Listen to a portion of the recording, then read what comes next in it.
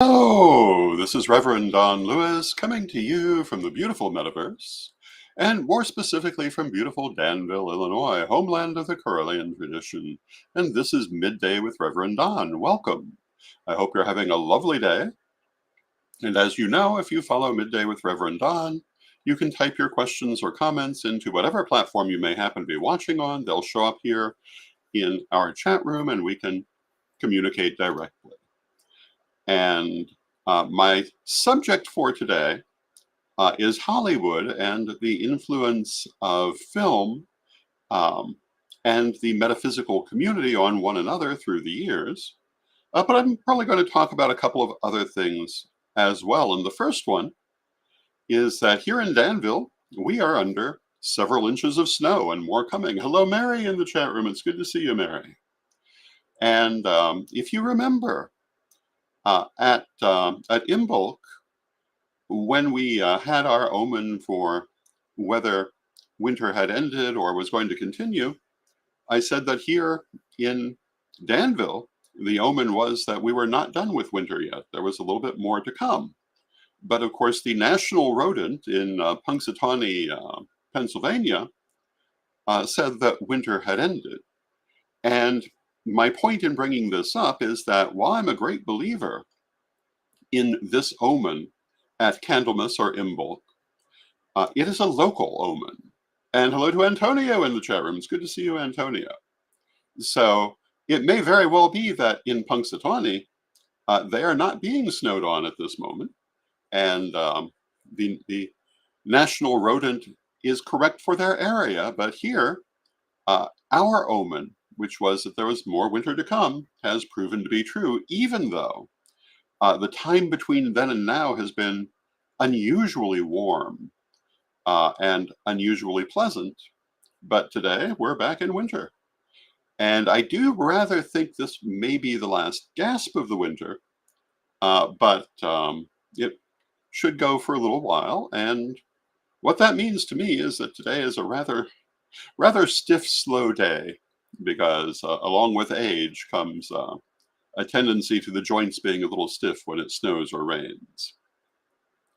But yeah, I knew it was coming, but I woke to look out the window and see lots of snow. And it's beautiful when you see it from the window. That's the best thing I can say about snow.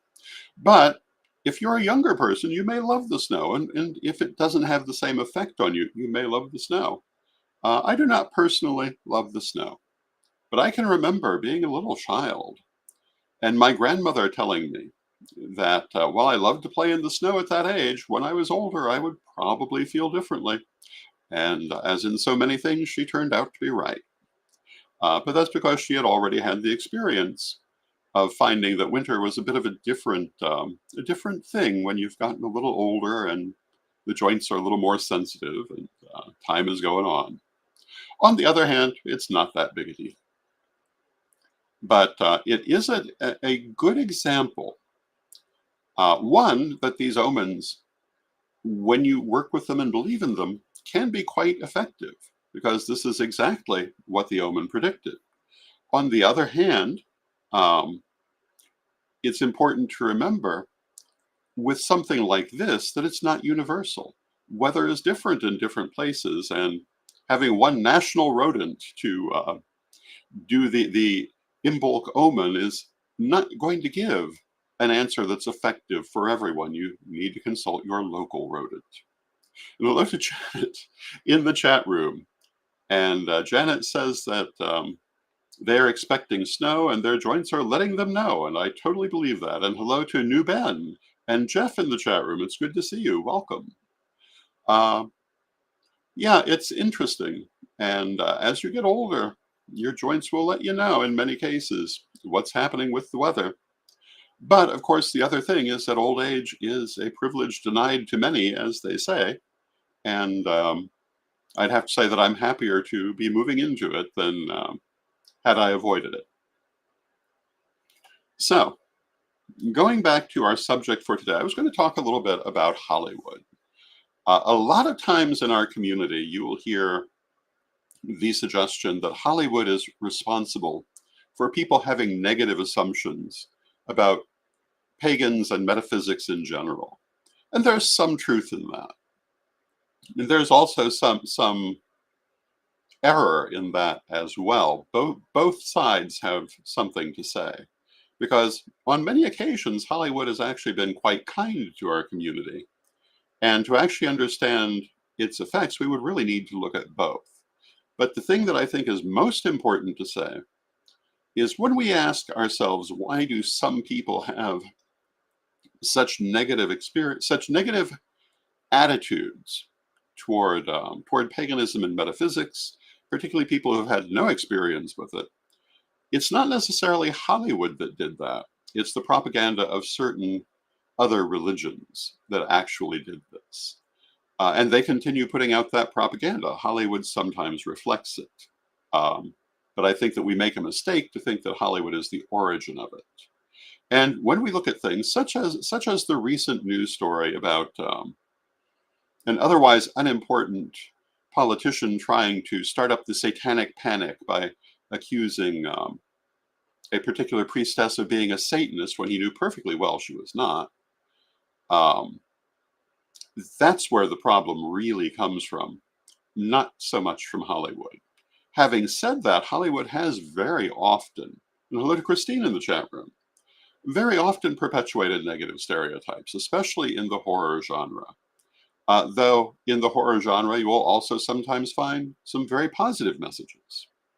But if I had $1 for every horror film in which the villains turned out to be some sort of religious cultists who might be considered to be pagan, I'd have a lot of dollars. Even in places where you might not expect it to show up. I remember, well, and depending on if we're using the term pagan to refer to non-Christians, non-Judeo-Christians in general,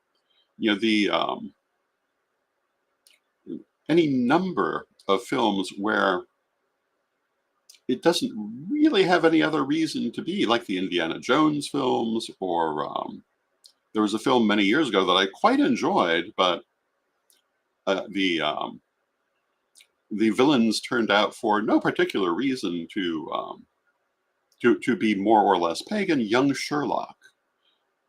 It seems to be a trope that's often fixated upon, and that trope comes really from the Romantic era and the Gothic novels of the 19th century and the works of people like H.P. Lovecraft, who tended to portray non-Judeo-Christian religions in this way, as well as picking up on that propaganda from certain other religions who are mainly concerned with not losing members. And hello to Tracy in the chat room. So there certainly are many occasions when Hollywood does perpetuate some of those negative stereotypes. And hello to Victoria. And Victoria wishes us good evening from South Wales. It's wonderful to have you with us, Victoria. I love the wide range of people that, or wide range of territories for people who join us in this program. I find it very gratifying. At the same time, there are a number of films that have come out of Hollywood that have had a very positive effect on how people look at paganism. The Harry Potter films, while our community tended not to always be overly appreciative of them, were actually really good in terms of how people looked at our community, because it took a lot of the fear out of words like witch or wizard, for that matter, and knocked down a lot of walls. The Bewitched television series, though not strictly speaking Hollywood, was another thing that knocked down a lot of walls for people and helped people to see that that people who came under the heading of witchcraft were still people who, like other people, even though in the series that wasn't exactly the case, but still, it helped to make people more receptive to seeing us as we are. The movie Bell, Book, and Candle, while not exactly flattering, also had a lot of that effect because the characters were still sympathetic. And I know many people from our community who love that film. And I'm sure that many people not in our community still got a positive impression that might help them to be more receptive when they do meet people from the metaphysical community. These are a few examples of films that have tended to break down some of these walls. And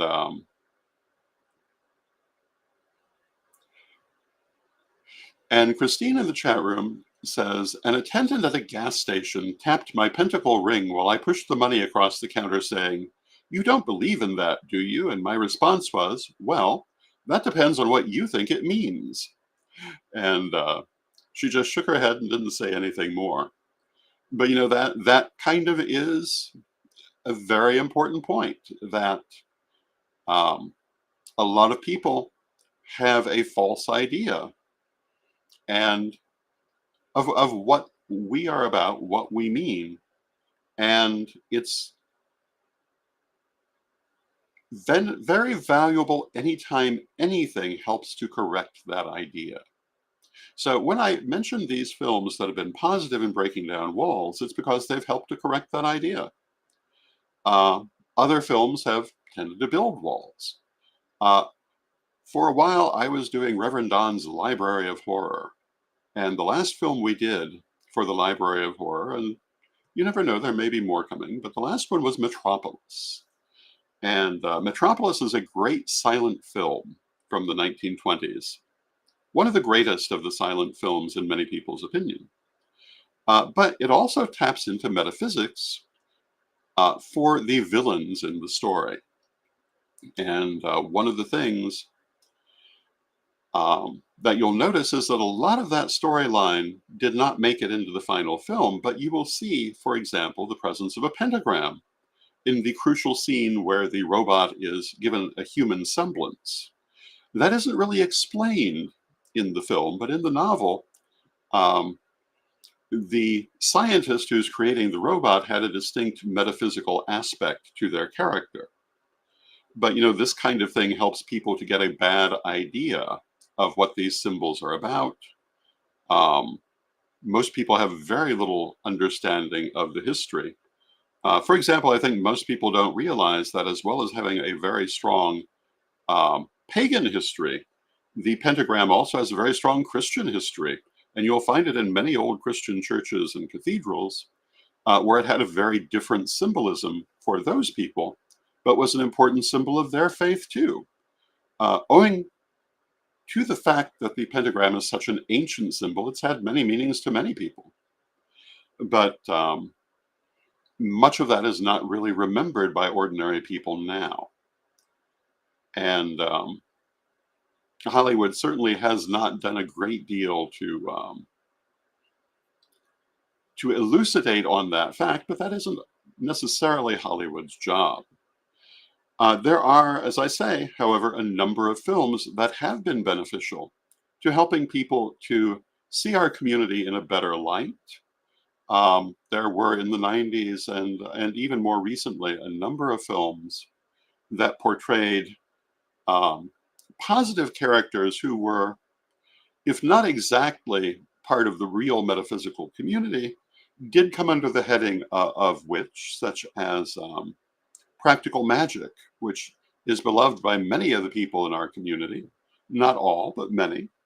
And of course, there were also negative films like Witches with Angelica Houston, which was the opposite extreme.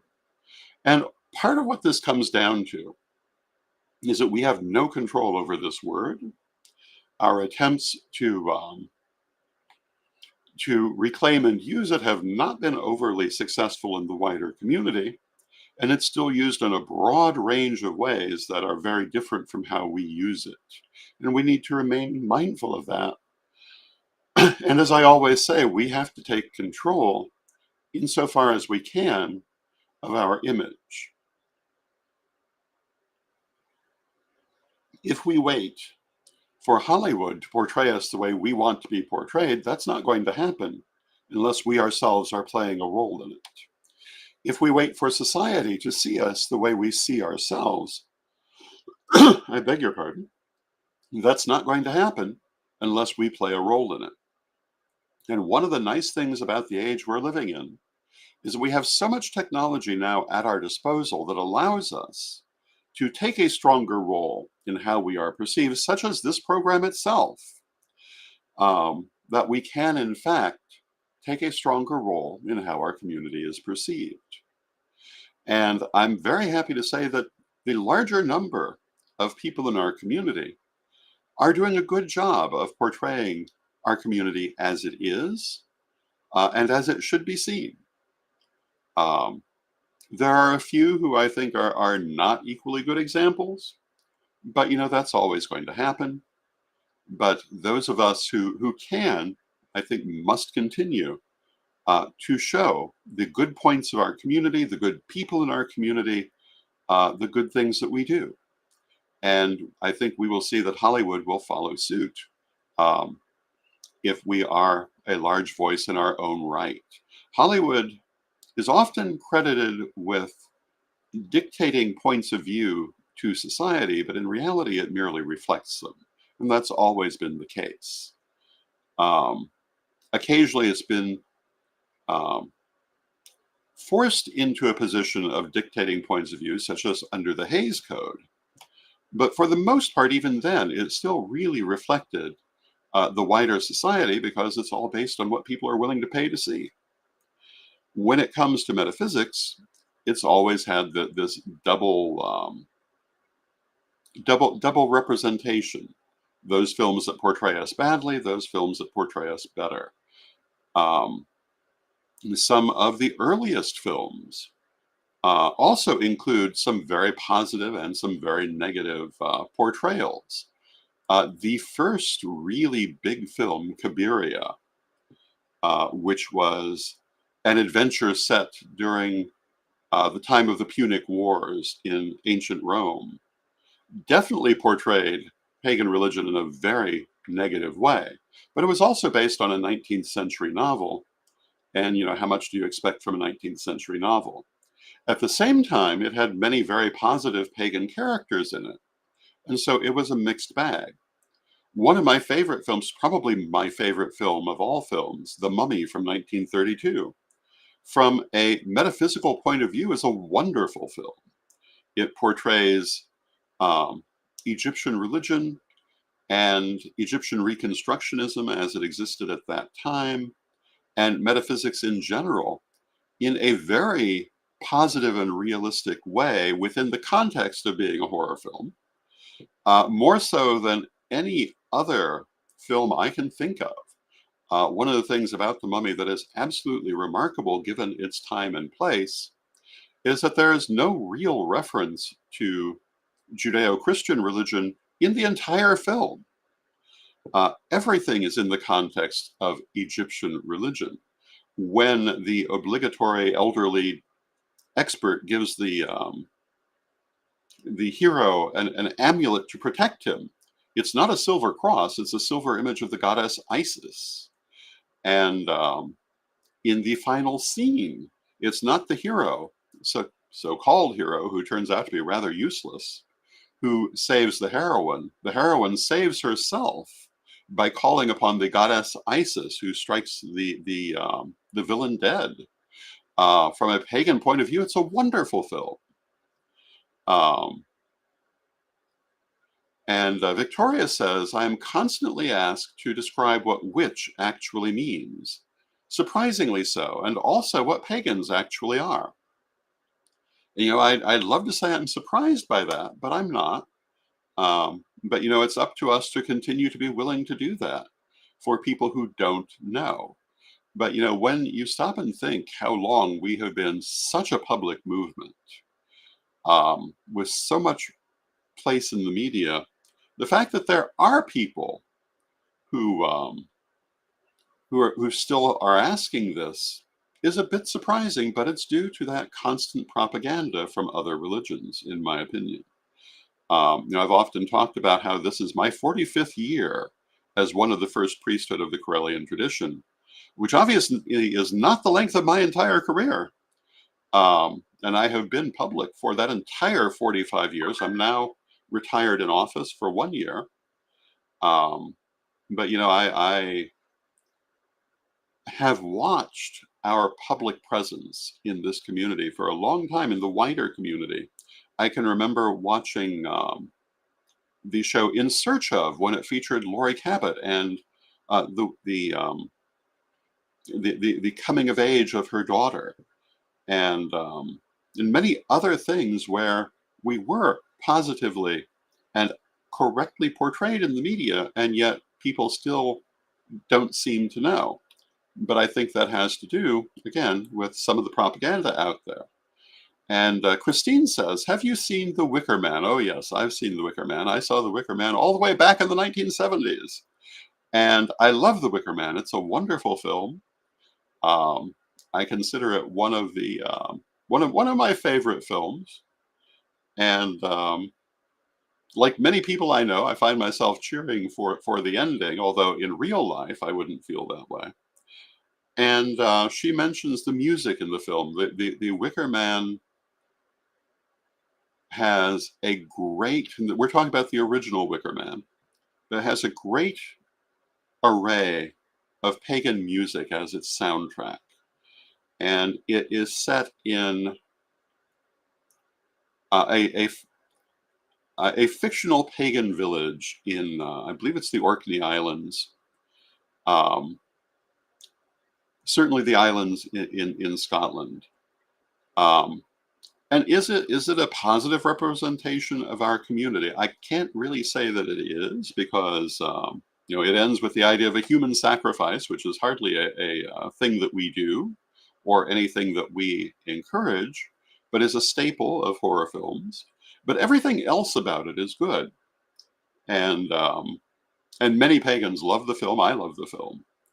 Um, I'm not sure what someone with no knowledge about us watching it would think, but if you know, it's very interesting, and it stars some wonderful people. It stars Christopher Lee, who was, I think, one of the most fascinating actors of the 20th century and early 21st century, and Britt Eklund and a number of other interesting people.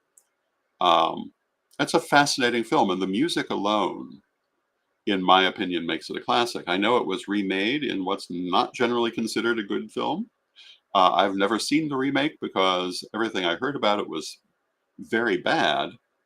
And I've seen people take this same theme and make movies about it that really are not particularly positive toward our community. I think The Wicker Man mostly is. Again, the fact that they actually do this in the last scene kind of takes away from that. But at the same time, the villain um, is so noxious that you can't feel bad for him.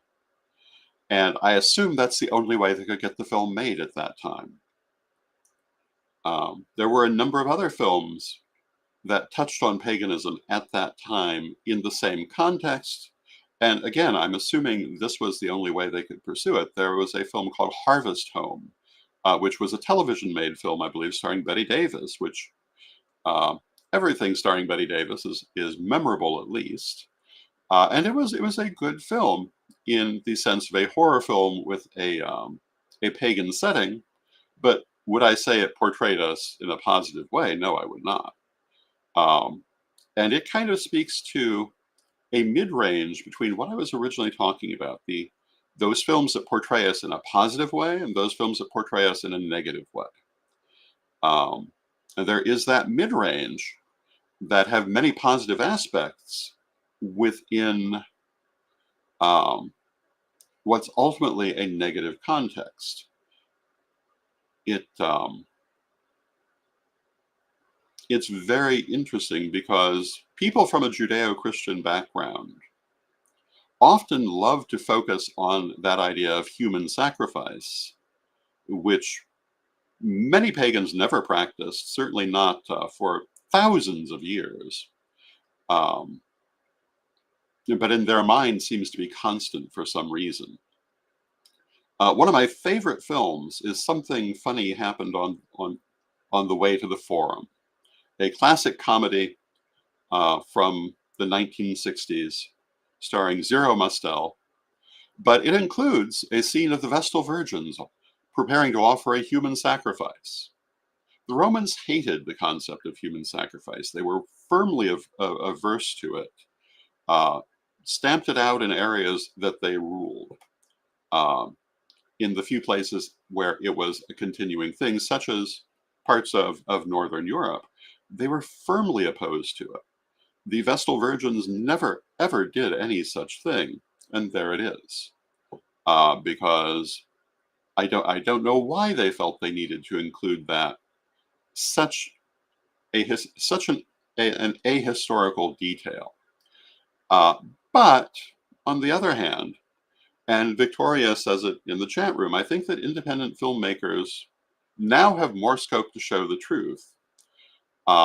Not looking for box office numbers, but in the past they did kind of have to deal with um, certain prejudices to get some of these films made. And so when we talk about something like The Wicker Man, while it might have been, from our point of view, um, preferable that they not have ended it that way, they might not have been able to get it made that way. And Janet in the chat room remarks on a film called The Devil's Daughter. Was that Nastasia Kinski? If so, I might have seen it. Although I don't remember it having anything to do with paganism. Because, of course, there's a whole range of satanic films, which, as a pagan, I have nothing to say about, but which certainly do not portray those people in a good light or a realistic light. And, there are plenty of people out there who would consider themselves to be Satanists who, in many cases, are actually following a kind of atheism. And certainly not doing that sort of thing. But you never get that from Hollywood. But she also points out that Night Gallery did a number of shows involving witchcraft. And, I love Night Gallery. And I remember several of those instances. They were often humorous. There was one that had three witches basically making their lunch, but it was very Shakespearean, and Agnes Moorehead was one of the witches, which made it particularly interesting. And they had one episode called The Sin Eater, which really has nothing to do with paganism, but a forgotten part of Christianity, which is that at one time there were people whose job was to go to funerals and eat food that had been ritually prepared, which was believed to convey the sins of the deceased to the person who was eating them. And this, at one point, was an important part of Christian practice in certain parts of the world. But you wouldn't remember that now. I've always thought that was probably, of all of the different things that Night Gallery did, the most intellectually interesting, because that was a real custom that continued in some places down to relatively recent times.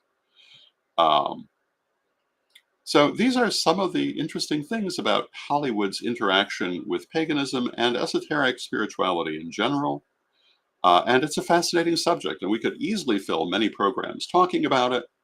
But for today, that pretty much ends our conversation because we've come to the end of our half hour. But I hope that you enjoyed it. I will see you again on Monday, and let us close with our prayer, as we always do. Divine Mother Goddess, Divine Father God, beloved ancestors, we thank you for all that you do in our lives, and we ask you to help us to take control of our image in the world, to help us to portray ourselves as we truly are, and in a realistic fashion. Help us to show people that we are people just like themselves, that we are not a force to be frightened of or a horror film, but rather simply a different religious community. Beloved Mother Goddess, beloved Father God, beloved ancestors, we thank you with great love and with respect, and from respect, knowing that you're always with us, still we thank you for your presence, and may you be blessed now and always. May you be blessed now and always. And again, I will see you again